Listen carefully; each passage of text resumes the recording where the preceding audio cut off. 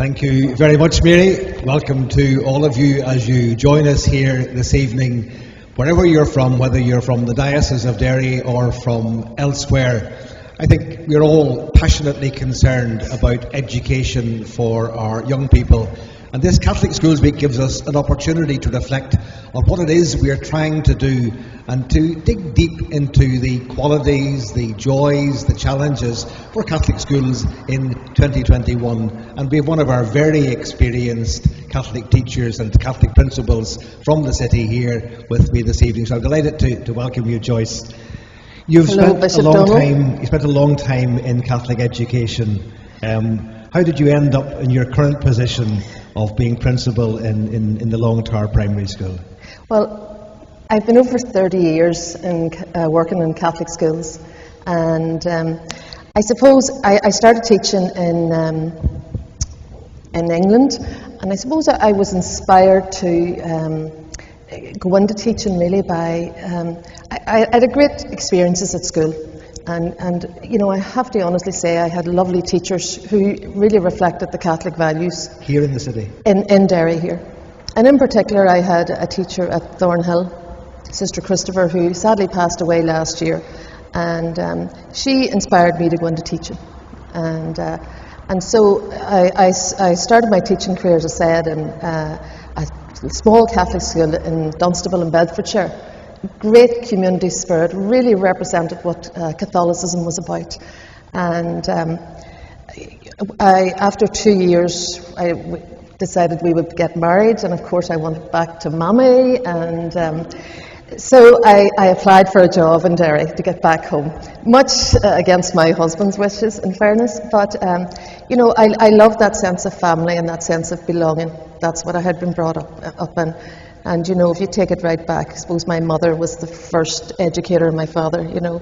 And but I came back to Derry anyway, and when I was leaving the school in England, the principal there said to me, "Work hard, become a head teacher, Joyce."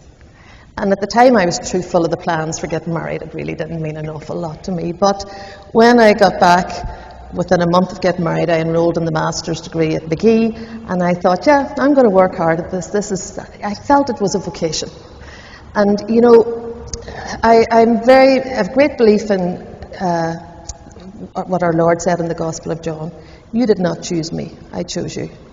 And so I felt this was my calling, and I've always felt that, and I still feel it. You know, I'm so grateful that this was my vocation. And so I came back to Long Towers, was 14 years a teacher in Long Tower, and then I went for 7 years then as a vice principal down to Hollybush. And again, another fantastically community-driven school. Learned so much there under the guidance of Carmel Dunn. But I always had a yearning for Long Tower, because Long Tower was very dear to my heart and had, you know, there's something very spiritual about Long Tower. Anybody who's at Long Tower wants to stay in Long Tower. There's great tradition, great family values in the area. And so the job came up as principal, and I applied, and I was blessed to have been given the job. And so here I am now, back in Long Tower, 8 years in. And looking like somebody who's enjoying it. Well, you know, it has its challenges, like everything, you know. What are the big joys of being a teacher in an inner city school which faces all sorts of challenges? What gives you the joy? What gives you the spring in your step to go into work? Well, without a doubt, there are challenges. But, you know, it's a great privilege for me to be in Long Tower. Great privilege to lead a school. Great privilege that you are responsible for forming these children. You are helping God's plan. God had a plan for these children. He has a plan for every one of us. You know, in Jeremiah, he lays that out very clearly. You know, I have a plan for you. And we are part of fulfilling that plan for our children and our care. And we don't see the end of that. We leave children at the end of primary school, they go on to secondary, and they grow into adulthood. But we have great hope and great faith that the work we're doing is contributing to them being effective adults in life and living life according to the gospel values, you know, of integrity, compassion, living out the kind of life that Jesus would want them to live out. And we hope that we're at least somewhat instrumental in that. We don't always get it right, you know. But when I say children, I mean, schools don't have children to the extent that we had. Like, we have some children in at the minute, but school is not a school without children. So the real joy in a school is our children. You know, and what never ceases to amaze me is the trust and the innocence and the faith that children have in us. And sometimes, like in my role, if a children does something they shouldn't do, they're sent to me, and I'll have to give out. And you know, one thing that I really love seeing in children, and what really, you know, I never cease to, you know, be in awe at this, is I could give out to a child, and they'll go back to their room or whatever, and I'll see them 20 minutes later, and they'll say, "Hello, Mrs. Logue, how are you?" And I think, well, isn't that a great way to be, that you do not hold grudges? You know, the way the rest of us would be thinking, "Oh, she's after giving out to me," and you'd be a bit hurt by it, and you'd be a bit put off. But more than enough children will get past that, and there's a lesson in that for all of us, isn't there? You obviously know your children. Perhaps you knew the parents of some of your children as well. I did. I knew quite a lot of the parents, and because we're quite a small school, like we're just under 300 in the school, and we're quite a close staff. You know, when I returned to Long Tower after being in Hollybush, the staff greeted me and said, "You're home again, Joyce." And you know, that's how I felt. That is how I felt, because I felt I knew the people. You know, I'd been there for all that time before, and but I felt I knew the people and was part of the people. And the parents were so involved and so given, and often they didn't have an awful lot, but so willing to give of their time and to give of what they had, and to work with us. And you know, even at like the big celebrations for us in school, say, would be our confirmation, our first communion. Sure, isn't that a great coming together? And that's where we meet all the parents and we can catch up on things that happened before, and you know. And that's where we're living out the gospel, isn't it? We're in community. We're welcoming all. You obviously have a strong sense of an ethos, an identity, a sense of belonging to a faith community that gives you strength and inspiration. Very much so. And that's a challenge. It's a challenge for me. I mean, I work with great staff. We have Father Mullen up there, who is, like, we'd be lost without him, helping us create that sense of community and helping us deliver the faith. You know, parents have a big input, you know, all the local community groups. But it's a challenge for me to ensure that I nurture my own faith. Because if I am not nurturing my faith, I can't pass that on to the other teachers, because they have to bring the children along. It is on me and those teachers to bring the children along so that they know God. And leadership, obviously, it's about modelling good practice. You can't ask teachers to treat people in a way that you're not treating them. And you know, you can't bluff that. Teachers see that. Teachers see you for what you are. And you know, we are very, very blessed. We have excellent teachers. Our RE coordinator, Miss Bow, today has just put out a video of teachers discussing their prayer life. Not everyone is happy to do that elsewhere, but I was just amazed, and so was Miss Bow, at how easily people are willing to talk about their faith and what's important to them and where the foundation for that faith came. And these are young teachers. And you asked earlier about what gives me joy. That gives me such joy, because I know that our children are seeing Jesus in the classrooms and taking that home with them, because the teachers are giving it to the children. You know, what more could I ask for? And you're forming the next generation of school leaders. Yeah, we're forming the next generation of school leaders, and you know, even with our children, we're sending these children out throughout the world. I mean, Long Tower children, like many of the schools in the area, our people go far and wide. You know, America, Australia. We are sending the faith out around the world, spreading the word. Underachievement's a big topic of conversation in education generally nowadays, and obviously you'll have a whole range of abilities in the school, and you want everyone to achieve to their ability. Have you found that the community of the school is a significant element in helping to support your work to make children achieve the very best, to become the very best they can be? Every element of the school is essential to ensuring children achieve. And you know, we talk about achievement, and for most of us when we say achievement, we're talking about academics. But it's a lot more than that. It's feeling self-worth, it's having self-belief, it's believing that they have a potential that God gave them, that God has a plan for them, that God formed them, that they are precious in His eyes, and that they can go out there and they can be whoever or whatever they want to be. And that takes everybody in the community to do that. Like Joyce Logue on her own cannot do that.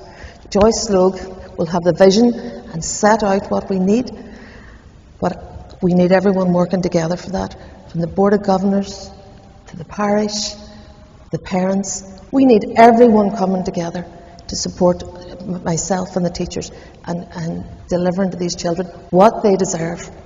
And I mean, underachievement has been with us a long time, and as you're aware, I'm working on a panel to try and address underachievement.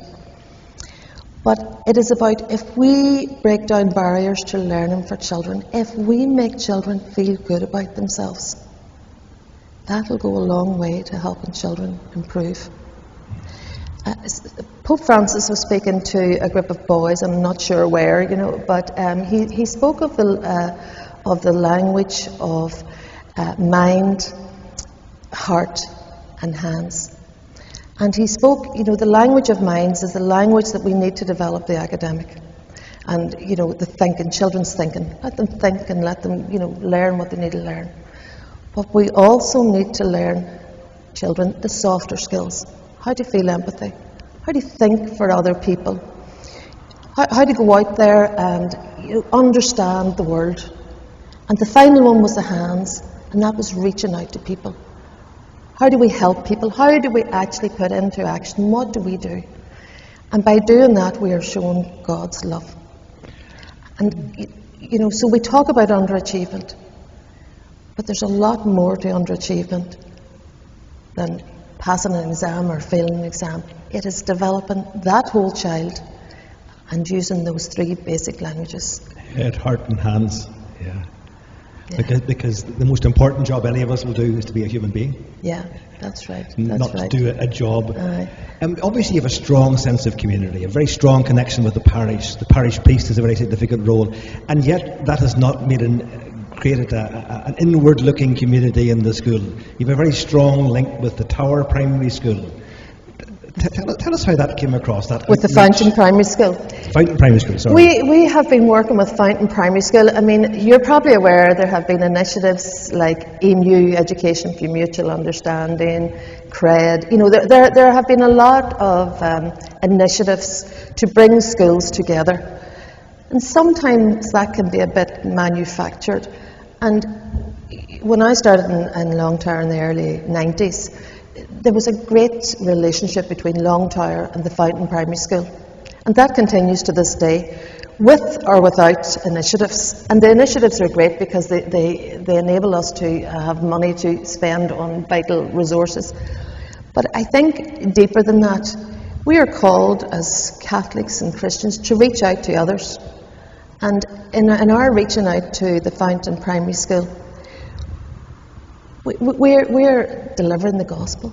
We're working in tandem with another school. We are breaking down barriers that tell our children, you know, you're here and another school's there.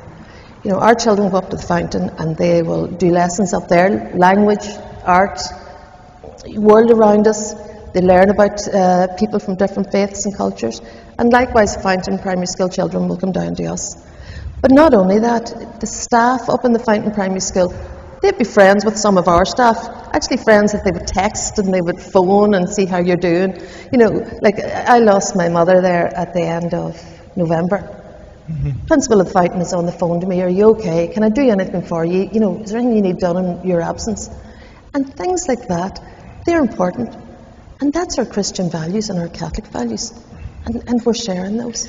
You're enriched by that? And they're enriched by that. In Yeah. other words, everyone benefits from it. So the bonds that you have as a Catholic school and the strong nourishment you get from that actually enables you to go out, rather than being something that builds up walls. You're reaching through a very visible barrier that's across right. the street from you, in order to be of assistance to all the young people, so that they grow up with head, heart and hands. Yeah, and open to others, Yeah. you know. Yeah. Certainly. Has lockdown been very challenging? Oh, lockdown has brought its challenges, especially when you're, how would I say, technologically challenged as I am. But yeah, it has brought its challenges. I mean, as I said in Long Tower, we're a family, but at the minute, we're a family apart. Just like many families are apart, you know, people cannot go and see grandparents and that. And, you know, children miss school, they miss their friends. We're trying to ensure that children are learning, you know, children are learning online. Some children prefer hard copy work, and it's very hard to keep that momentum going, because parents are working, parents have other children at home. It's very hard, you know, for them to ensure their children are receiving the education that they need, that they would get in school. And you know, in the first lockdown there was a bit of excitement, but this lockdown, it's getting a bit more boring. It's January, and you know, people are now beginning to get a bit fed up with it. But when I went out to school this morning, I could see the crocuses coming up through the ground, and I thought, here we go, spring is coming, hope is in the air. The earth is renewing itself, and we'll renew ourselves. We'll be renewed, and you know, we'll be the better off for it, because I think we've learnt a simplicity. You know, we're not going out to the pictures, we're not going out to the dances, we're not going wherever you know, there's not that rush or that buying frenzy that we usually do. We're taking time, we're finding peace, we're rediscovering who we are and who our families are. And the important things, the important little things. Yeah. Like the principal phoning you. Exactly. You know, we're realising really what is important in life, and what, you know, even learning to cook, even making better dinners at home, because you have more time and things like that. You know, so while it has brought challenges, there's been a lot of good come out of it, as we've seen in our communities. I mean, the amount of good work. You know, a group of our staff got together, made up hampers to give out to people who they felt might have needed it. So I have just seen so much good come out of COVID, so much of living the faith practically, you know, reaching out to others, from, you know, staff in school, from the local community, just all around, people helping people. I hear a strong sense, of community in the school. Yeah. And a strong sense of belonging to a faith community too, the parish being very important, Very and much. the church being cross view. And also a strong sense of being part of a wider community in the local area, and a sense of your belonging in a big world. You know, that there are people who are suffering, and the Croke recollections, and all of those things. And one of our charities would be Children Helping Children, and our primary 4 children and our primary 7 children, you know, when they would make their first communion and their confirmation, we would encourage the children to make a donation to others, just so the children would be aware that there's others out there who are less fortunate, and all of us has a role to look after the less fortunate. We must reach out to others and look after others. And so, you know, we'd be involved in a lot of charities. Some of our children during lockdown wrote letters for the old people and took them up just before Christmas. You know, things like that. It encourages a sense of empathy in our children, and that's important. I remember someone saying that teachers don't teach subjects, they teach pupils. Well, that is very, very true. You teach the children in front of you, and I mean, every child is made in the image of God, and I think that is so important. That and sensing that can take a long time for some people who felt hurt or damaged or rejected. And we have to know where children come from, because every child is different, and every child needs to be treated different, and we need to look after our children and ensure that we are helping them reach their God-given potential.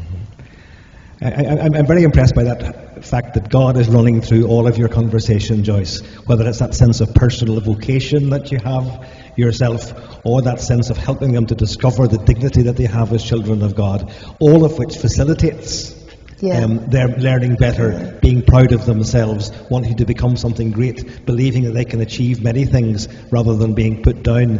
And it also gives you the ability to reach out to other people. Because sometimes people see Catholic education as being very enclosed and narrow-minded and exclusive and surrounded by barriers, but I hear a vision for Catholic education. I've never known Catholic education to be divisive or to be sectarian.